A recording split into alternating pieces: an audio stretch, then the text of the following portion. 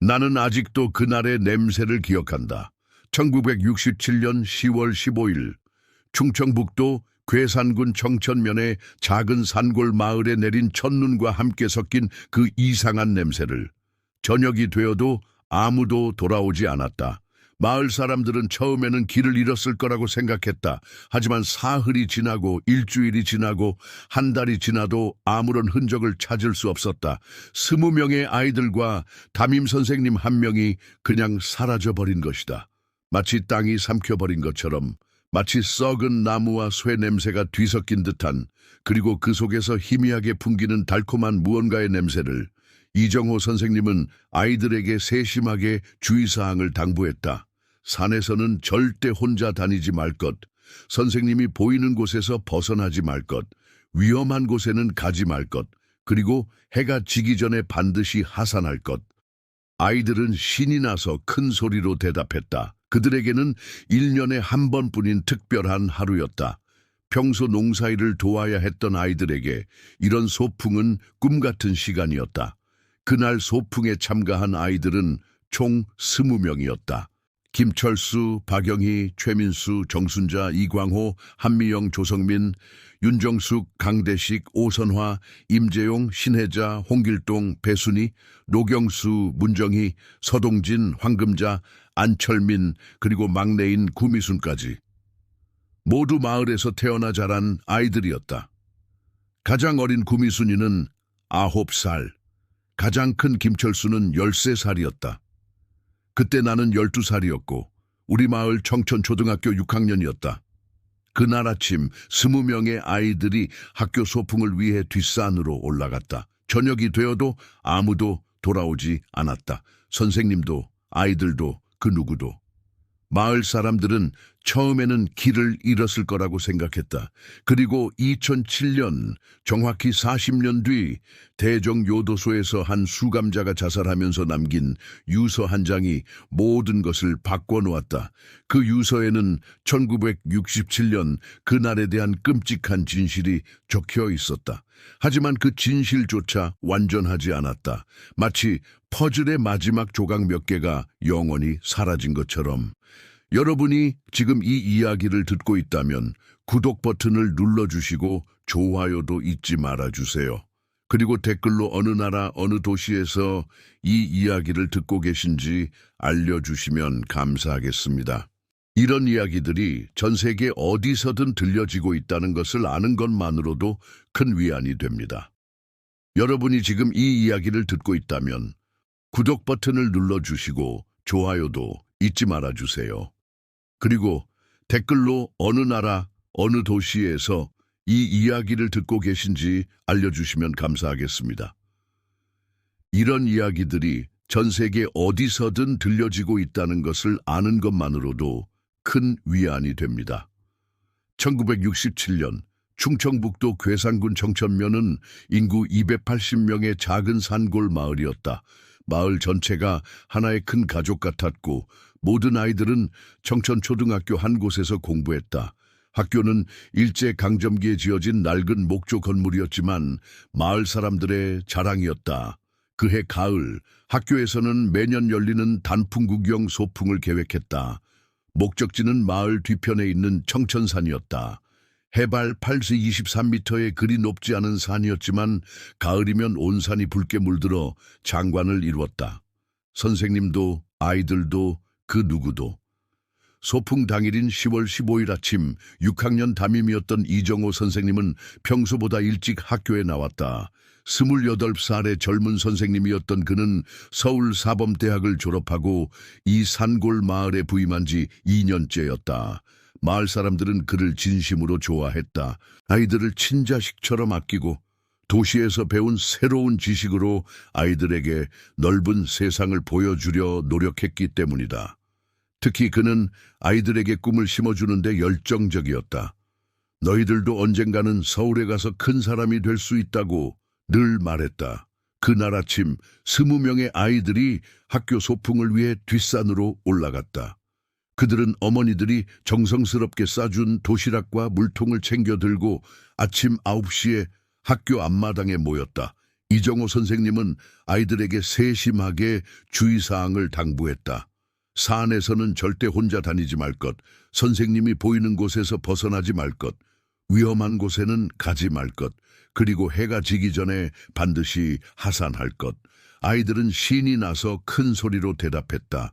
그들에게는 1년에 한 번뿐인 특별한 하루였다. 평소 농사일을 도와야 했던 아이들에게 이런 소풍은 꿈 같은 시간이었다. 오전 9시 30분, 일행은 청천산으로 향했다. 마을에서 산 입구까지는 걸어서 30분 정도 걸렸다. 산길은 마을 사람들이 수십 년간 다녀온 길이라 잘 정비되어 있었고 등산로도 명확했다. 아이들은 길을 걸으며 노래를 부르고 장난을 쳤다. 이정호 선생님도 아이들과 함께 웃으며 걸었다. 그 모습을 본 마을 사람들은 흐뭇하게 손을 흔들어 주었다. 산에 오른 일행은 먼저 중턱에 있는 평평한 바위에서 점심을 먹기로 했다. 그곳은 마을이 한눈에 내려다 보이는 명소였다. 아이들은 도시락을 펼쳐놓고 즐겁게 식사를 했다. 김치찌개 냄새와 아이들의 웃음소리가 산 전체에 퍼졌다. 이정호 선생님은 아이들에게 산에서 볼 수 있는 나무와 새들에 대해 설명해 주었다. 아이들은 호기심 가득한 눈으로 선생님의 이야기를 들었다. 나는 아직도 그 날의 냄새를 기억한다. 산에 오른 일행은 먼저 중턱에 있는 평평한 바위에서 점심을 먹기로 했다. 그곳은 마을이 한눈에 내려다 보이는 명소였다. 아이들은 도시락을 펼쳐놓고 즐겁게 식사를 했다. 김치찌개 냄새와 아이들의 웃음소리가 산 전체에 퍼졌다. 이정호 선생님은 아이들에게 산에서 볼 수 있는 나무와 새들에 대해 설명해 주었다. 아이들은 호기심 가득한 눈으로 선생님의 이야기를 들었다. 아침에는 맑았던 하늘에 먹구름이 몰려들더니 오후 2시경부터 눈이 내리기 시작했다. 10월 중순치고는 이례적으로 이른 첫눈이었다. 처음에는 가벼운 눈발이었지만 시간이 지날수록 점점 거세졌다. 바람도 함께 불기 시작해 체감온도가 급격히 떨어졌다. 오후 3시, 평소보다 1시간 일찍 하산을 시작했다. 하지만 눈 때문에 길이 미끄러워져 평소보다 걸음이 느려졌다. 아이들 중 몇 명은 추위에 떨기 시작했다. 선생님은 자신의 외투를 벗어 가장 어린 구미순에게 입혀주었다. 다음 날 아침 괴상경찰서에서 경찰관들이 출동했다. 박민수 경사를 비롯한 5명의 경찰관이 전문적인 수색을 시작했다. 하지만 하룻밤 사이에 내린 눈이 모든 흔적을 완전히 덮어버렸다. 발자국도 도시락 부스러기도 옷가지 한 점도 찾을 수 없었다. 경찰은 수색 범위를 넓혀 청천산 전체를 조사했다. 심지어 인근 계곡과 동굴까지 샅샅이 뒤졌다. 그런데 이상한 일들이 계속 일어났다. 사건 이후 청천산에서는 기이한 현상들이 목격되기 시작했다. 밤중에 아이들의 웃음소리가 들린다는 사람들이 있었다. 마을에서는 오후 5시가 되어도 아이들이 돌아오지 않자 걱정하기 시작했다. 평소 같으면 오후 4시에는 하산을 시작해서 5시면 마을에 도착했어야 했다. 마을 이장인 김봉수 씨의 아내가 처음으로 불안감을 표했다. 이상하다.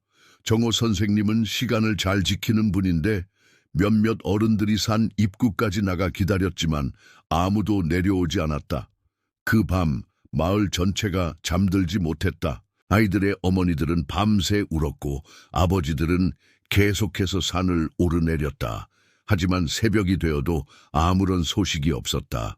그때까지만 해도 사람들은 아이들이 어딘가에서 추위를 피하고 있을 거라고 믿었다. 설마 이런 일이 일어날 줄은 아무도 몰랐다. 사건 발생 한 달 후 공식적인 수색은 중단되었다. 경찰은 사건을 미제 사건으로 분류했다. 하지만 아이들의 가족들은 포기할 수 없었다. 20가정이 하루아침에 아이를 잃은 것이다. 김철수의 아버지 김대호 씨는 직장을 그만두고 매일 산을 뒤졌다. 박영희의 어머니 이술래 씨는 정신적 충격으로 말을 잃었다. 마을 전체가 깊은 슬픔에 잠겼다. 박민수 경사는 그 냄새에 대해 이렇게 기록했다. 동굴 깊숙한 곳에서 나는 냄새는 일반적인 동물의 사체 냄새와는 달랐다. 더 복잡하고 오래된 냄새였다. 마치 여러 가지가 섞여서 발효된 듯한. 경찰은 동굴 깊숙한 곳까지 조사했지만 냄새의 원인을 찾지 못했다. 그리고 며칠 후 그 냄새마저 사라져 버렸다. 오후 6시 눈은 더욱 거세게 내리기 시작했다. 마을 사람들의 불안은 점점 커졌다. 김봉수 이장은 마을의 젊은 남자들을 모아 수색대를 조직했다. 손전등과 횃불을 준비하고 청천산으로 올라갔다. 하지만 눈 때문에 시야가 제한되었고 발자국도 금세 눈에 덮여 사라졌다. 오후 7시 수색대는 산 중턱까지 올라갔지만 아무런 흔적을 찾을 수 없었다. 평소 아이들이 점심을 먹었던 바위에는 도시락 부스러기조차 남아있지 않았다. 모든 것이 눈에 덮여 있었다. 수색대는 밤새도록 산을 뒤졌지만 결과는 같았다. 20명의 아이들과 이정호 선생님은 마치 공기 중으로 사라진 것처럼 흔적도 없이 사라져 버렸다. 수색 과정에서 마을 사람들이 발견한 것은 청천산 중턱에 있는 작은 동굴이었다. 그 동굴은 마을 사람들도 몰랐던 곳이었다. 입구가 바위와 나무에 가려져 있어서 평소에는 보이지 않았던 것이다. 동굴 안을 조사했지만 역시 아무것도 발견되지 않았다. 하지만 그 동굴에서는 이상한 냄새가 났다. 마치 무언가가 오랫동안 썩고 있는 듯한 달콤하면서도 역겨운 냄새였다. 하지만 그날 오후부터 날씨가 급변하기 시작했다. 그 밤 마을 전체가 잠들지 못했다. 아이들의 어머니들은 밤새 울었고 아버지들은 계속해서 산을 오르내렸다. 하지만 새벽이 되어도 아무런 소식이 없었다. 그때까지만 해도 사람들은 아이들이 어딘가에서 추위를 피하고 있을 거라고 믿었다. 설마 이런 일이 일어날 줄은 아무도 몰랐다. 다음 날 아침 괴상경찰서에서 경찰관들이 출동했다. 박민수 경사를 비롯한 5명의 경찰관이 전문적인 수색을 시작했다. 하지만 하룻밤 사이에 내린 눈이 모든 흔적을 완전히 덮어버렸다. 발자국도 도시락 부스러기도 옷가지 한 점도 찾을 수 없었다. 경찰은 수색 범위를 넓혀 청천산 전체를 조사했다. 심지어 인근 계곡과 동굴까지 샅샅이 뒤졌다. 수색은 일주일간 계속되었다. 인근 마을 사람들까지 동원되어 총 200여 명이 청천산을 뒤졌다. 충주에 있던 군부대에서도 병력 50명을 파견했다. 헬리콥터까지 동원된 대규모 수색작전이었다. 하지만 결과는 절망적이었다. 그 어떤 단서도 발견되지 않았다. 마치 21명의 사람이 한순간에 증발해버린 것 같았다. 이정호 선생님은 날씨 변화를 보고 일찍 하산하기로 결정했다. 수색 과정에서 마을 사람들이 발견한 것은 청천산 중턱에 있는 작은 동굴이었다. 그 동굴은 마을 사람들도 몰랐던 곳이었다.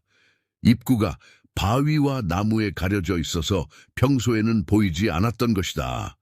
동굴 안을 조사했지만 역시 아무것도 발견되지 않았다. 하지만 그 동굴에서는 이상한 냄새가 났다. 마치 무언가가 오랫동안 썩고 있는 듯한 달콤하면서도 역겨운 냄새였다. 박민수 경사는 그 냄새에 대해 이렇게 기록했다. 동굴 깊숙한 곳에서 나는 냄새는 일반적인 동물의 사체 냄새와는 달랐다. 더 복잡하고 오래된 냄새였다. 마치 여러 가지가 섞여서 발효된 듯한. 경찰은 동굴 깊숙한 곳까지 조사했지만 냄새의 원인을 찾지 못했다. 그리고 며칠 후 그 냄새마저 사라져버렸다. 사건 발생 한 달 후 공식적인 수색은 중단되었다. 경찰은 사건을 미제 사건으로 분류했다. 하지만 아이들의 가족들은 포기할 수 없었다. 20가정이 하루아침에 아이를 잃은 것이다. 김철수의 아버지 김대호 씨는 직장을 그만두고 매일 산을 뒤졌다. 박영희의 어머니 이순례 씨는 정신적 충격으로 말을 잃었다. 마을 전체가 깊은 슬픔에 잠겼다. 마을의 김영수 씨는 이렇게 증언했다. 밤 10시쯤 산에서 나무를 캐고 내려오는데 분명히 아이들이 노는 소리가 들렸습니다. 김철수 목소리도 들렸어요. 하지만 가까이 가니까 아무도 없더라고요. 또 어떤 사람들은 산에서 이정호 선생님을 봤다고 주장했다. 마을의 박철수 씨는 산 중턱에서 선생님이 아이들을 부르는 모습을 봤다고 했다. 하지만 가까이 가면 아무도 없었다. 이런 목격담들이 계속 나오면서 마을 사람들은 점점 청천산을 기피하기 시작했다. 그런데 12월 어느 날 갑자기 마을 한복판에서 소리를 지르며 난동을 부리기 시작했다. 아이들이 돌아온다! 아이들이 돌아온다! 산에서 내려온다! 그는 계속 이런 말을 반복했다. 마을 사람들이 달래려 했지만 그는 점점 더 격해졌다. 그는 자신의 집으로 뛰어가더니 마루 밑을 파기 시작했다.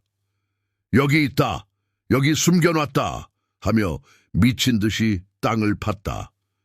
결국 그는 청주의 정신병원에 강제 입원하게 되었다. 박철민의 집을 정리하던 중 마을 사람들은 충격적인 것을 발견했다. 그의 집 마루 밑에서 아이들의 옷가지 몇 점이 나온 것이다. 그 중에는 사라진 아이들 중 한 명인 김철수의 것으로 보이는 모자와 박영희의 머리띠, 그리고 최민수의 운동화 한 짝이 있었다. 옷가지들은 모두 찢어져 있었고 이상한 얼룩이 묻어 있었다. 경찰이 다시 수사에 나섰지만 박철민은 이미 정신을 완전히 잃은 상태였다. 병원에서도 그는 계속 같은 말만 반복했다. 아이들이 온다. 산에서 내려온다. 숨겨야 한다. 그에게서 어떤 일관된 진술도 들을 수 없었다.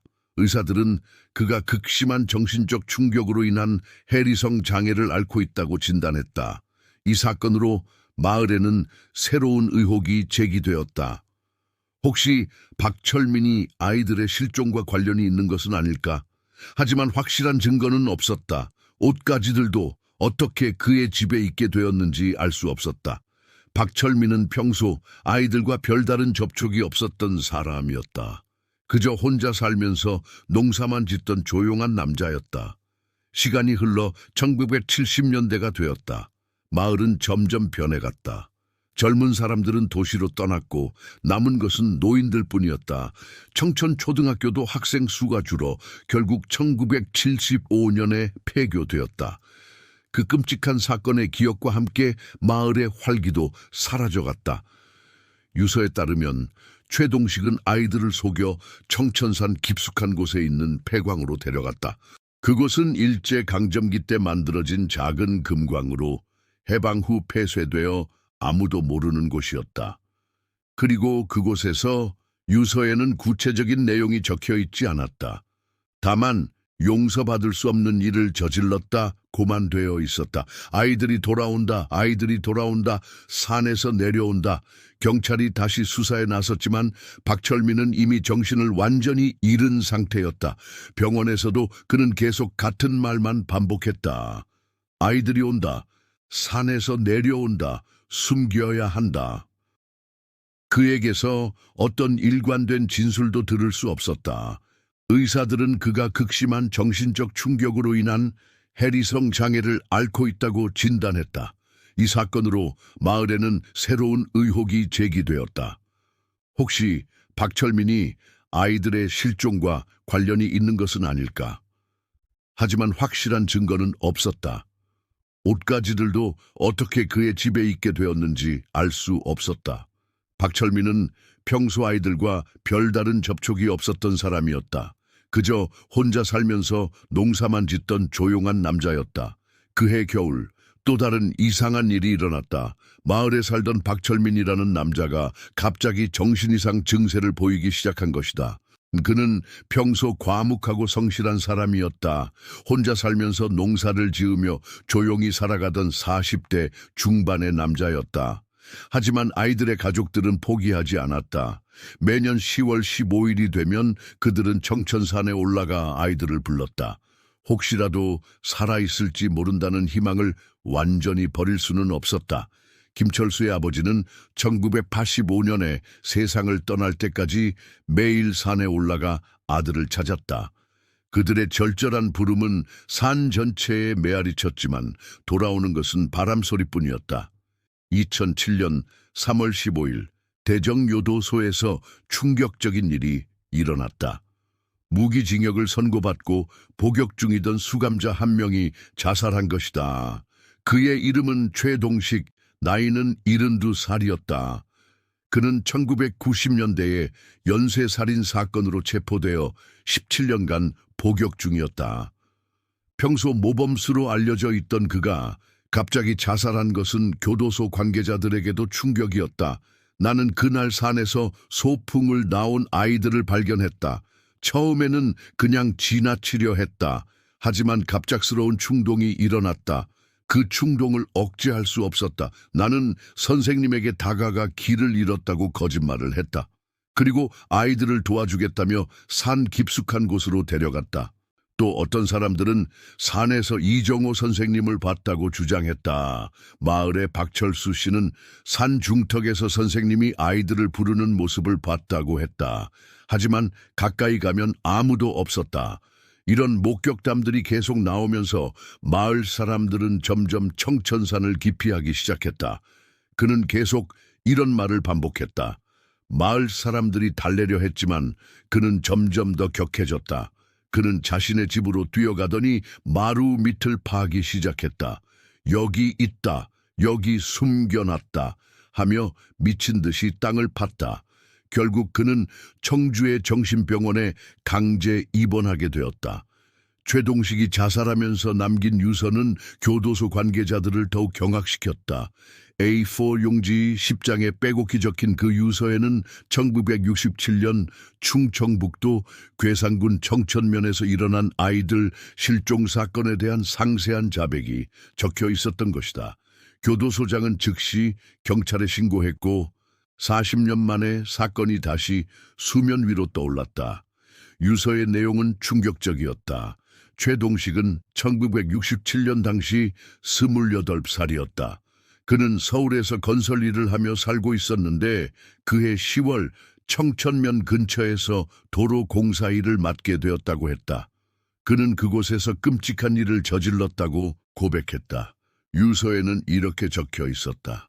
나는 그날 산에서 소풍을 나온 아이들을 발견했다. 처음에는 그냥 지나치려 했다. 하지만 갑작스러운 충동이 일어났다. 그 충동을 억제할 수 없었다. 나는 선생님에게 다가가 길을 잃었다고 거짓말을 했다. 그리고 아이들을 도와주겠다며 산 깊숙한 곳으로 데려갔다.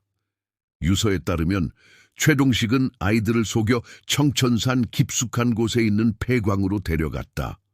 그곳은 일제강점기 때 만들어진 작은 금광으로 해방 후 폐쇄되어 아무도 모르는 곳이었다.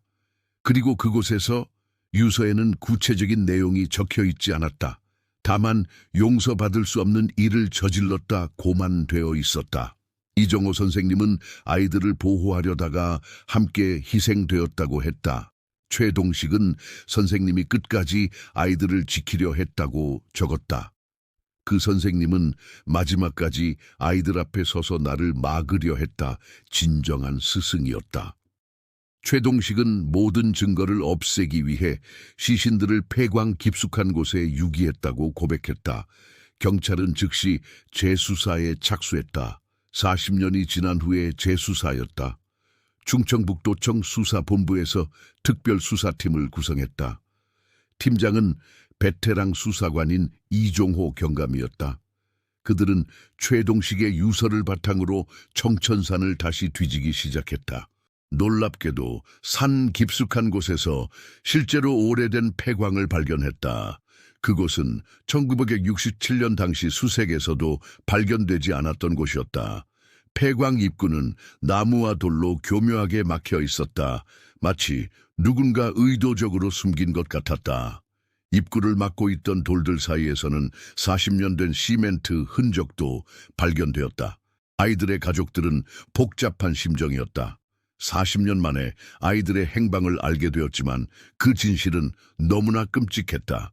김철수의 어머니 박순자 씨는 아들을 찾았지만 기쁘지 않다. 이런 식으로 찾고 싶지 않았다며 눈물을 흘렸다. 그들은 청천산에 작은 위령비를 세웠다. 청천초등학교 희생자 위령비라고 새겨진 검은 화관감 비석이었다. 수사가 진행되면서 새로운 사실들이 밝혀졌다. 최동식은 1967년 당시 실제로 청천면 근처에서 도로 공사 일을 하고 있었다. 당시 공사 기록에 그의 이름이 남아 있었다. 그리고 그 시기에 검은색 트럭을 몰고 다녔다는 증언도 나왔다. 마을 사람들이 목격했던 그 트럭이 바로 최동식의 것이었을 가능성이 높았다. 하지만 여전히 의문은 남아 있었다. 최동식은 왜 40년이 지나서야 자백했을까? 그리고 왜 구체적인 범행 방법은 밝히지 않았을까?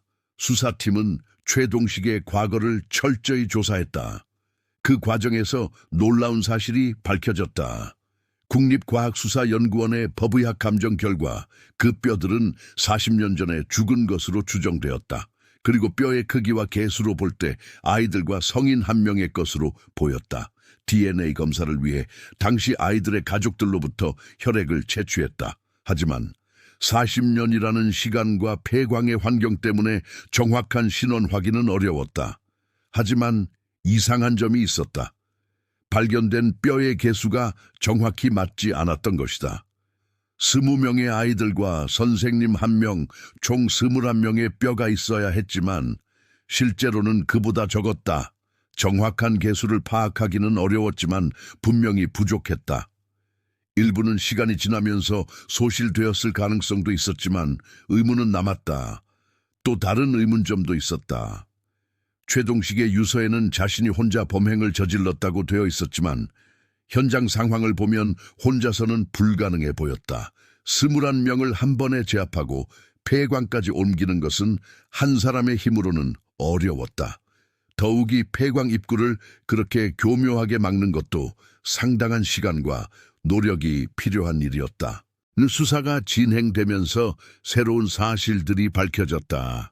최동식은 1967년 당시 실제로 청천면 근처에서 도로 공사 일을 하고 있었다. 당시 공사 기록에 그의 이름이 남아 있었다. 그리고 그 시기에 검은색 트럭을 몰고 다녔다는 증언도 나왔다. 마을 사람들이 목격했던 그 트럭이 바로 최동식의 것이었을 가능성이 높았다. 하지만 여전히 의문은 남아 있었다. 최동식은 왜 40년이 지나서야 자백했을까? 그리고 왜 구체적인 범행 방법은 밝히지 않았을까? 수사팀은 최동식의 과거를 철저히 조사했다. 그 과정에서 놀라운 사실이 밝혀졌다. 1967년 당시 마을에서 미쳐버렸던 박철민이 실은 최동식과 아는 사이였다는 것이다. 그들은 어린 시절 같은 동네에서 살았던 친구였다. 최동식이 청천면에서 일하게 된 것도 박철민의 소개 때문이었다. 박철민의 집에서 발견된 아이들의 옷까지도 이제 설명이 되었다. 그는 최동식의 공범이었을 가능성이 높았다. 하지만 박철민은 이미 1983년에 정신병원에서 세상을 떠났다. 진실을 확인할 방법은 없었다. 그저 추측만 할 수 있을 뿐이었다. 최동식의 유서에도 박철민에 대한 언급은 없었다. 마치 의도적으로 숨긴 것 같았다. 지금도 청천면에는 그때의 기억을 간직한 사람들이 몇 명 남아있다. 그들은 가끔 그 날의 이야기를 한다. 하지만 여전히 풀리지 않는 의문들이 있다. 정말 최동식이 혼자 저지른 일이었을까? 박철민의 역할은 무엇이었을까? 그리고 왜 일부 아이들의 흔적은 찾을 수 없었을까? 경찰이 입구를 열고 들어가자 그 안에서 뼈들이 발견되었다. 2008년 12월 수사는 공식적으로 종료되었다. 최동식의 자백과 발견된 뼈들을 근거로 사건은 해결된 것으로 분류되었다. 하지만 여전히 많은 의문점들이 남아있었다. 진실의 전부가 밝혀진 것은 아니었다.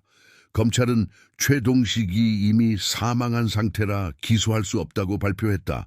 하지만 이상한 점이 있었다. 발견된 뼈의 개수가 정확히 맞지 않았던 것이다. 20명의 아이들과 선생님 1명, 총 21명의 뼈가 있어야 했지만 실제로는 그보다 적었다. 정확한 개수를 파악하기는 어려웠지만 분명히 부족했다. 일부는 시간이 지나면서 소실되었을 가능성도 있었지만 의문은 남았다. 아이들의 가족들은 복잡한 심정이었다. 40년 만에 아이들의 행방을 알게 되었지만 그 진실은 너무나 끔찍했다. 김철수의 어머니 박순자 씨는 아들을 찾았지만 기쁘지 않다. 이런 식으로 찾고 싶지 않았다며 눈물을 흘렸다. 그들은 청천산에 작은 위령비를 세웠다. 청천초등학교 희생자 위령비라고 새겨진 검은 화관감 비석이었다.